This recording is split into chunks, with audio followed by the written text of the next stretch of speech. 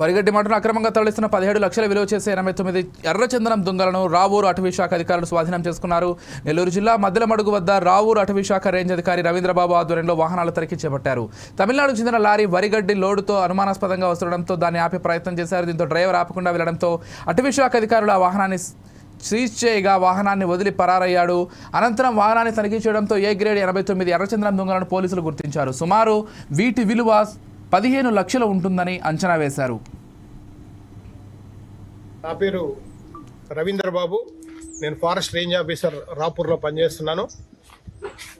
ఈరోజు జిల్లా అటవీ శాఖ అధికారి నెల్లూరు వారి సమాచారం మేరకు, వారి సూచన మేరకు మాకు రాపూరు అటవీ క్షేత్రాధికారిగా నాకున్నటువంటి సమాచారం మేరకు మదిలమడుగు చెక్పోస్ట్ నందు రాపూరు రేంజ్ సిబ్బందిని, రాపూరు సెక్షన్ సిబ్బందిని, అదేవిధంగా ఫ్లయింగ్ స్క్వాడ్ రాపూరు వారిని నిఘా ఉంచడం జరిగింది. అందులో భాగంగా ఈరోజు ఉదయం 5 గంటలకు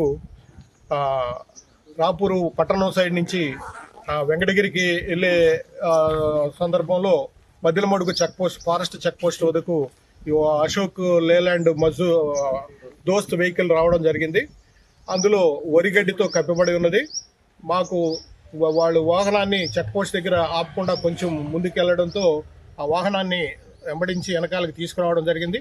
తీసుకొని వచ్చిన మీద అందులో ఏమున్నదనేది తనిఖీ చేయడంలో భాగంగా అది మొత్తం వరిగడ్డితో కప్పబడి ఉన్నది. వరిగడ్డి మోపులు కప్పబడి ఉన్నాయి. అవి చెక్ చేయడానికి ఇనుప కమ్మితో సాధారణంగా అటవీ శాఖ తనిఖీల్లో భాగంగా ఇనుప కమ్మితో దాన్ని పొడవడం జరిగింది. ఈ పొడిసే క్రమంలో ఆ వాహనం యొక్క డ్రైవరు అక్కడి నుంచి చిన్నగా జారుకొని పరారవడం జరిగింది.